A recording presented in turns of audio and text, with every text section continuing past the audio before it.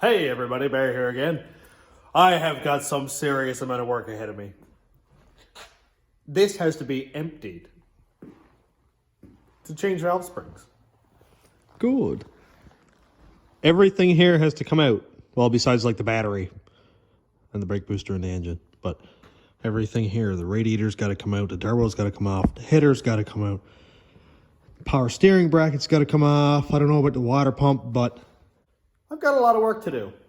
Now I could change valve springs without taking all that off, but it's going to be a lot more work. I've got to take the plugs out of it to get the headers off, and yeah, I've got an exhaust leak, but I don't know where it's coming from. And if you'll remember, or if you look at this, if you look at those headers, you might notice that they're a little bit homemade looking. and that's because I took like 100 pie cuts and made 2 sets of headers out of them. So it's very possible that one of my little flux core welds probably leaking. When I'm driving up the road, all I can hear is a it sounds like a Ford pickup with a manifold gone. And that irritates the life out of me. I can't even hear the turbos cleanly. I can't hear my exhaust cleanly. So I figured, why not attack both of these at the same time? So let's get at it. This is going to be a long one, or I might split it up into 2 videos. So I'll try to just keep the important stuff in here, and we'll see where we go anyway. First thing I got to do is dump all the water out of this because the radiator has to come out, and I'd much rather do that outside. Now don't be tagging the EPA in this or anything because it's just got tap water in it. So relax.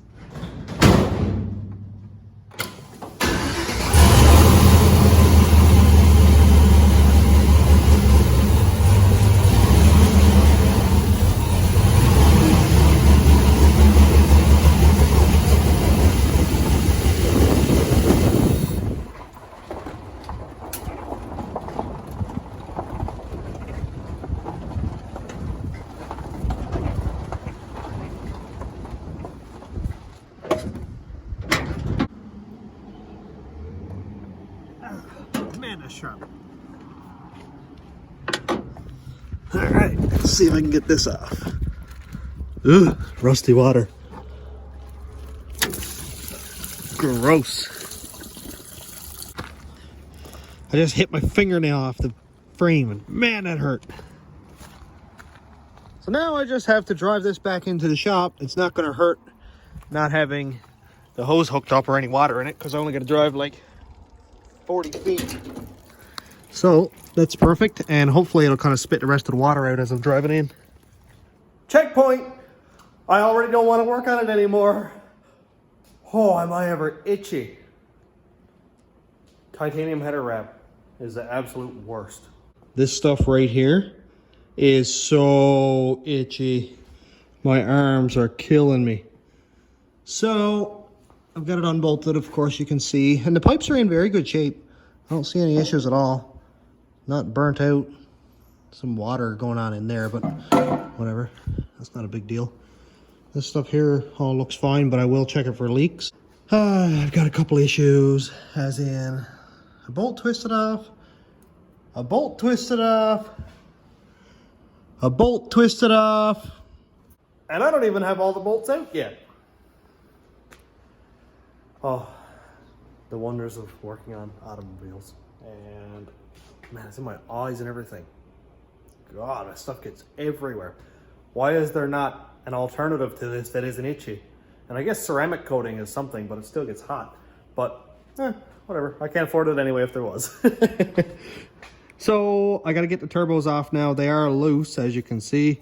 Both turbos are loose. I just got to undo the boots here for my intercooler piping that I made, and then undo this intercooler piping, pull it up out of the way. The radiator can come out.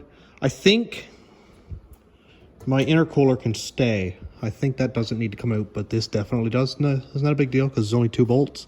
I'll take this bolt out here, that one out there, and then the radiator lifts right out.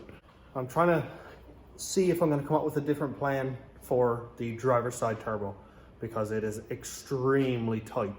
And it actually kills me to work on this because of how tight it is. And that is this side right here. Like, I'm not into it at all.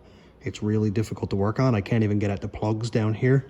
So I think I'm going to come up with a plan to put it down, up, and into the turbo here, but I'm not sure how it's going to work. So I might not go redrawing anything until maybe next year. Because this summer is almost over, and it'd be a lot faster for me to bolt everything back on the way it is and not mess with stuff. So that might be how it goes today, but maybe next year I'll figure it out. I've been seriously considering moving my engine a couple inches to the passenger side. That would give me a lot of room to get an actual set of headers on this, or a nice set of up and forward headers. My issue has always been and will always be the steering shaft, which you can see passes right down through there because it's on the inside of the frame. If this was a newer truck, it would be on the outside of the frame and I'd have 6 inches more room, but it's just not. So if I move my engine over, then I can have whatever I want there for exhaust. I just have to chop that firewall over here a little bit more, which is not a big deal because I already moved it back 3 inches. So I'm sure somebody's going to come in here and go, you can't move an engine left or right, it's not going to work, you're going to get vibrations. But it has been proven. Ford did it for like 2 forevers on their trucks. Their engine was, I think it was like 2 inches to the passenger side for the same issue that I'm having. I think it was mostly with their big blocks, but anyway. And I actually did it in the Caravan, the Turbo LS Caravan. 6 liter 4L80 and an 8.8, and the engine is 2 or 2.5 inches to the right on that one because of the exact same issue here, because of steering, well, that was a rack, but because of steering shaft issues. So I learned from that I can do this and it's not going to hurt myself. So as long as everything is parallel, it doesn't matter if the drive shaft is angled this way or if it's angled this way. Angles are angles. As long as it's not too much. You go over like 13 degrees, or I think it's 13 or 14 degrees, and you start getting into vibration territory. But so that's my physics lessons for today. I'm gonna go pull some more junk off of this thing. More progress. Good stuff. Look at this. Got it all off. You can see how much oil has soaked into this wrap when my turbo drain was leaking and when it burnt off and stuff, but the wrap itself I think is actually fine. Unless the fumes from the oil burning off the wrap.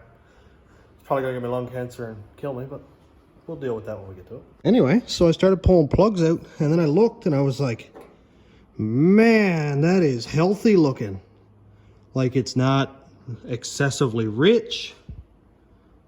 Look at that timing line right on the elbow. Oh, this is good. One thing I forgot to mention before, or one thing I forgot to do, is gap the plugs. Well, I shouldn't say I forgot. I just didn't, because I was on like 4 pounds and I was like, 40,000, just more than enough. Well, I should know by now that I'm not just going to leave it on 4 pounds. I hit 12 pounds yesterday. Oh, it was so fun. This thing is on 12 PSI, 12 degrees. And man, just look at that timing strap. Look at that timing mark on the strap. That is beautiful. I love it. And we can see right here, it's not a really distinct line, but you can see that the color changes right about the bottom of this thread right here where my nail is. So we're talking about 3-4 threads up. So that's a good heat range. This is a TR6 NGK. I can't get any BR7EFs.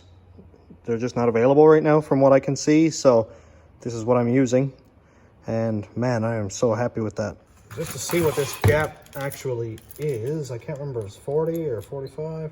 Yeah, so 40 thousandths. That's wouldn't hurt, but I'm going to gap it down to 25. I think I may have found my exhaust leak. That looks awfully exhaust leaky. Maybe a little bit over here also, but definitely on that one. So I looked over at the header here, and on the same port, that would be this one here. Look, we got some escapee exhaust. Oh no. So that's that. And I'll completely bury that in ultra copper, of course. I broke off another bolt. Was not very excited. And out come the headers. Here's the other side. It came out actually relatively easily once I removed the power steering pump. And I don't really see any issues with this one. I didn't even see that it was leaking at all, actually. I'm going to have to change the gasket because it crimped right there. But I don't see any signs of leaks at all. So that's really nice to see, actually. So it looks like my only leak was right there. Now I'm going to go pull off the valve covers so I can get at those valve springs. Away. Stay. Okay, first inspection. Looks good. Let's come over here and appreciate how clean this valve cover is. Dude, this, and look at my oil. Wow. Nice and gold looking. Oh, I love it. That is beautiful. And over here, this all looks really, really nice. I'm gonna turn on some flash here. Man, that looks great. I'm so happy. No springs broken on this side. Obviously, we've had no misfire issues or anything. Dude, that looks good.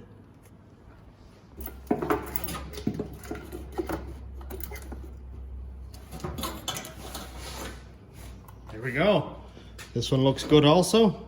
A little bit of dirt right here. It seems to be sludge that's been built up over the years that I didn't get quite cleaned up. But look how clean it is. This is great. Look at the passenger side. Everything looks good here too from first inspection. It's very, very clean. Man, I love it.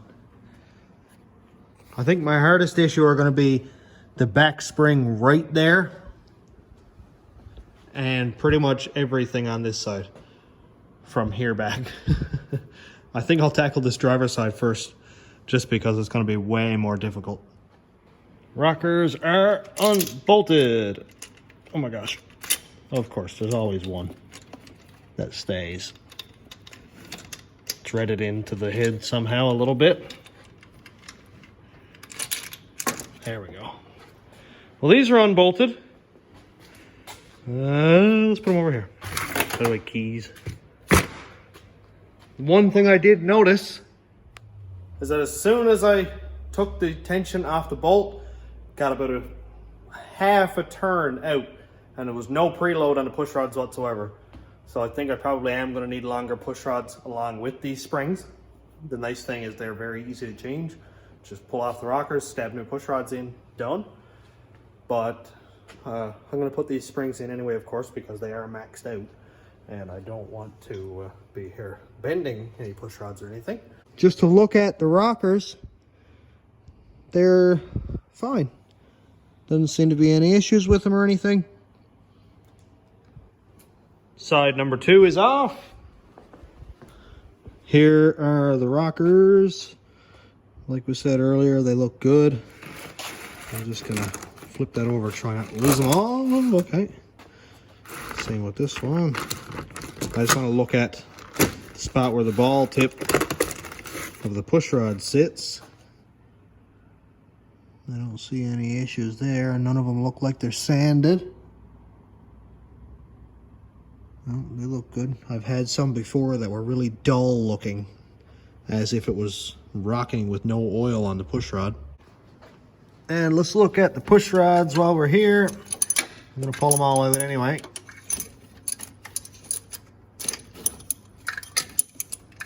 I'm so glad that all this is looking really nice. Usually whenever I pull my engines apart, they're destroyed. Ooh, dinner plate. I just want to look at the tops of these. Look at that. So nice and shiny. No sanded push rods. Ooh. Now I gotta keep my oily hand on this side. Make sure none of them are bent after also, but I doubt they are after not making any noise. Although there is one cylinder that's making some noise, so I'm probably gonna end up pulling the head off of this. Which makes me upset, but...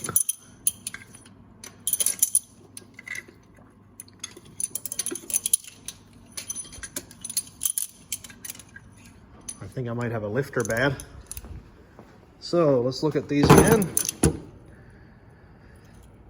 Push rods are perfect on that end. Perfect there, no sanded edges we're doing good. And these were obviously, as you can see, takeouts, and they didn't all come from the same engine. Like, I'm pretty sure these two came from the same engine. The rest of them came from other various ones. So, you know, they're just stockers, but they've been working with a sloppy stage 3 cam with no issues. Just pulled the plugs out of the driver's side head, and I noticed, I don't know if you can see it very well here. Let's get over here. It looks like the threads are rolled on this plug. Should be able to see it compared to that one. Yeah, I can't see it very well, but the threads, the first 5 or 6 threads on this one are flattened out pretty bad. It's like they're rolled, so I'm going to change it this plug. Hopefully it's just a defective one and not the threads messed up in the head. It is the second hole back, which would be number 3 on this engine, right here, and makes me a little bit worried, but the plug itself looks like it's burning fine. That's really good. So I'm going to put this one right up there. I'll warranty that one. Well, we're ready for valve spring removal. I'm just going to do one right now just to try it. Frampton has a tool that's made for these cylinders or these engines that push down 2 valves at one time, and he's not here right now, so I'm just going to try the tool that I have here, which is this thing, which is kind of freaky.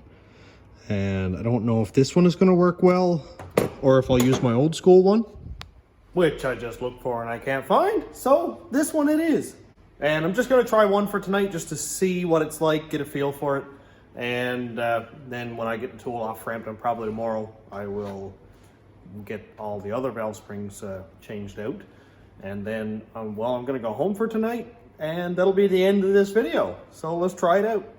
To make it easier on me, I bought this tool. This is a Lyle 19700, and it's a valve holder. It just screws into where the spark plug goes, and you put shop air on here, and it just basically pushes the valves up. Nice. Now, I've never tried one of these before, so I don't really know what to expect, but I had to change over the N to A style because they didn't have an M style one, was left to put in here. And this stuff is way better anyway because you don't have to pull the collar back in order to lock it on, which is a complete pain when you only have one hand. So let's try it out. Hey, it's like the same color as the engine. How cool is that? Okay, so obviously step number 1 is just to screw this in there. So I have the piston moved to top dead center on number 1. That was what Frampton suggested I do.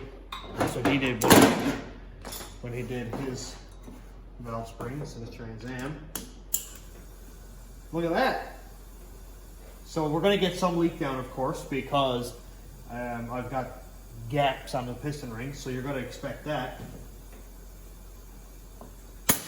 Ooh, that's got some pressure. So I'm going to try out this tool with this connected. Nice thing. Look, A style. Done. No having to pull back this collar like on the M style. They're trash. I don't know if this is going to help any, but I'm going to put a couple magnets here just in case a piece of metal decides it wants to freak out and leave.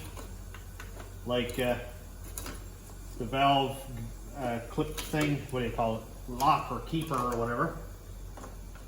I don't really know where to put these. Wherever I put them is going to be in the way, but whatever. I'll just put it there. If something flies away, maybe it'll hook onto there. I do have other extra keepers and stuff from engines that I've scrapped, but it'd be nice to know that it's not just going to go down in one of the oil passages or whatever. I'm actually going to double up on this, I think. Put a rag down there in that oil passage. I'm trying to make things easier on myself, but I seem to make it more complicated. I'm sure somebody else is good at that too. It can't be just me.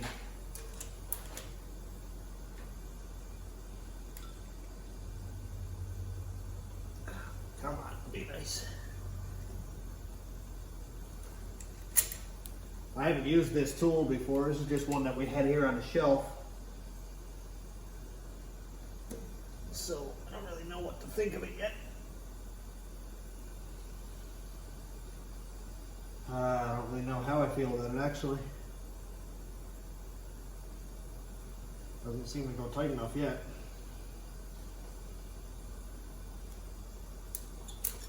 I don't know. Oh, I just don't want it to blow up on me. End up taking me in the face or something.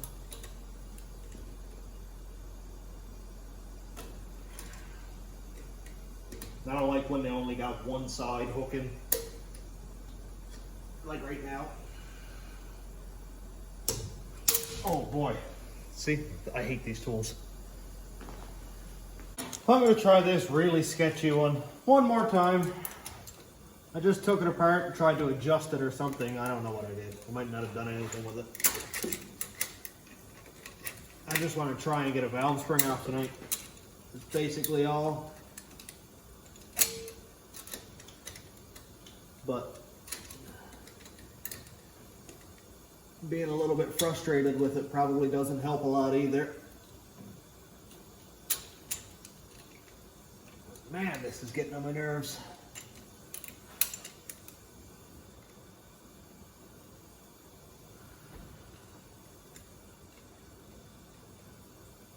Oh. Yeah. It's not being very nice.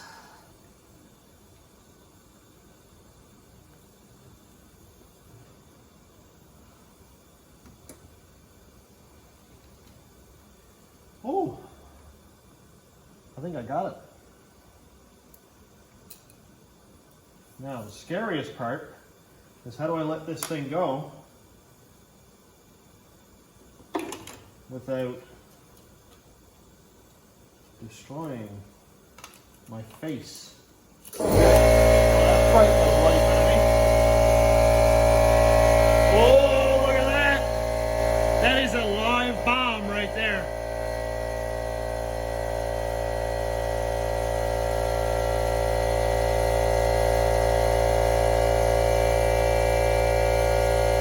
Okay.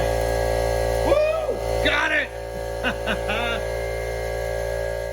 So here is the valve spring I just took out. This is a Pac 1218. Here is a Pac 1219. The only difference I see is that the height on the 19 is a little bit higher. Now it's hard to see in that view right there, but if I could put them together so that they're at the same height. Yeah, it's really, really difficult to see, but when I got it on a bench, you can actually see it. So here is the Pac 1218. I'm going to put that one back. And the wire diameter doesn't seem to be any thinner, but I guess it would have to be. Yeah, it looks like it's a little bit thinner so that the valve spring can compress further without these wires touching.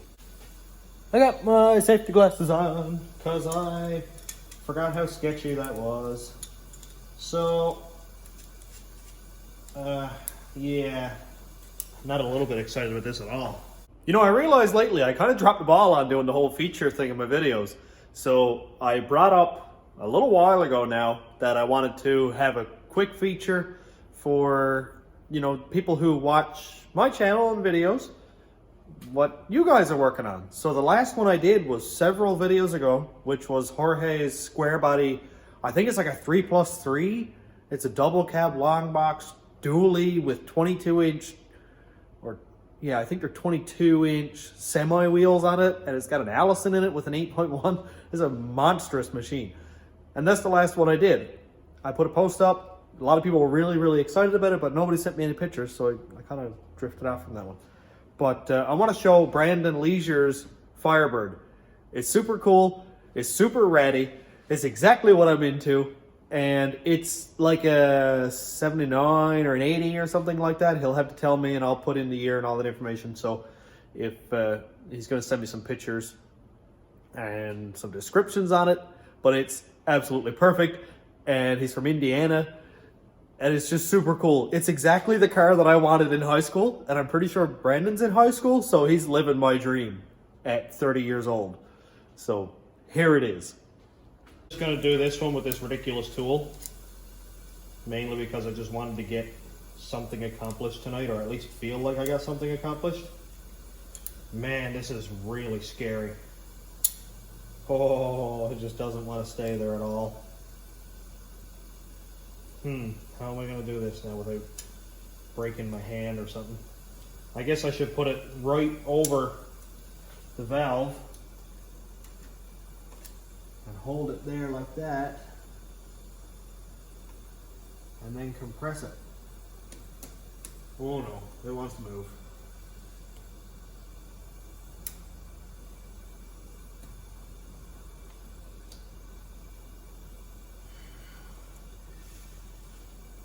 God, please don't go crazy. Okay. Man, I do not like these tools at all. Oh yeah, put it in upside down. So that's one. That's the keeper.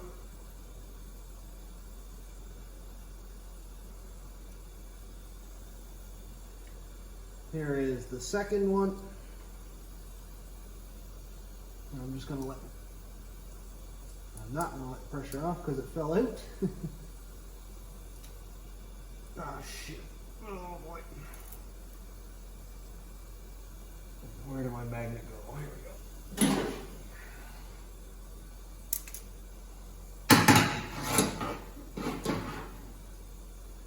Man, this thing actually stresses me out like a bunch. A whole bunch. This stresses me out.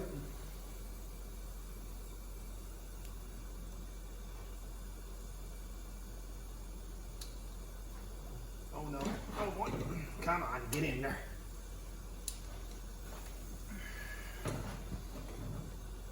Oh, freak.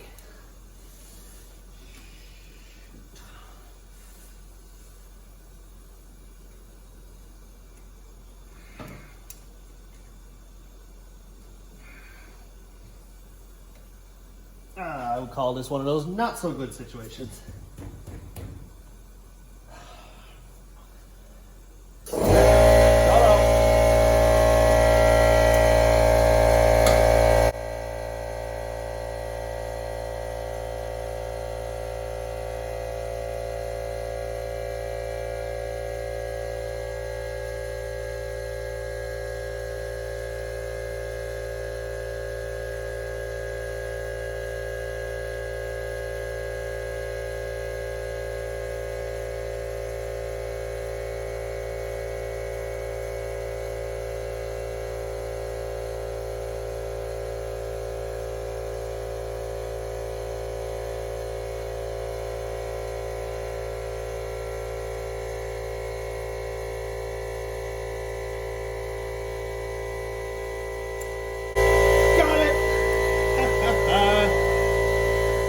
So that terrifying debacle is over. Here is the nice fresh 1219 right next to the, well, still fresh 1218. And, man, that doesn't want to come off. Yeah. Come on, get off. Magic. Yeah, so that's it. That's very easily done, actually. Now, I'll wait till I get Frampton's tool tomorrow. It'll compress both of these at the same time, but it's not a huge deal. I'll just let that one go. And yeah, this is, that is all, man. It's done, and I am so glad. I really don't like that tool. I don't know what the part number is, but whatever it is, I wouldn't suggest using it. It tried to kill me a couple times there. I sent Jorge a picture of this thing, and I was like, man, this is scary. He's like, I love my tool. I'll put a picture of it up here in the corner. It looks like a piece of quarter plate with a notch cut out of it and a bolt for a rocker. I think I'll make something because, man, I'm not into this thing at all. So yeah, I got a bunch of scrap metal around, bunches and bunches of scrap pieces of metal that I've kept. Like this stuff here, that's 3/16. That's more than enough, I bet, or a piece of quarter, whatever. And I bet 5 minutes with a grinder or plasma cutter, and that will be done, or at least close to being done anyway. And then I can just buzz along and do these valve springs without fear for my eyeballs or my engine if I lose a keeper down there. But let's continue on tomorrow. I'm going to end this off on a high note without beating the windshield out of this, or losing my eyesight, or movement of my fingers, that kind of thing. So that's all for today. I'm going to go home and eat some jalapeno poppers with my wife and watch a movie or something. So thanks for checking out the channel, and thanks to my YouTube members and patrons. If you want to check out my Patreon, it's patreon.com/stationroadratrods, and my YouTube members link is down here. And also thanks to all the new subscribers. We're getting really, really close to 9,000 now, and hopefully by the time this video kicks off, it'll be a lot closer to 9,000. And also check out my merch store. It's under this video. There's like a merch shelf thing there where you can buy t-shirts or hoodies, stickers, cups, all that kind of cool stuff. And that'll help me hopefully one day buy a better valve spring compressor. So thanks for watching. Have a great day, everybody.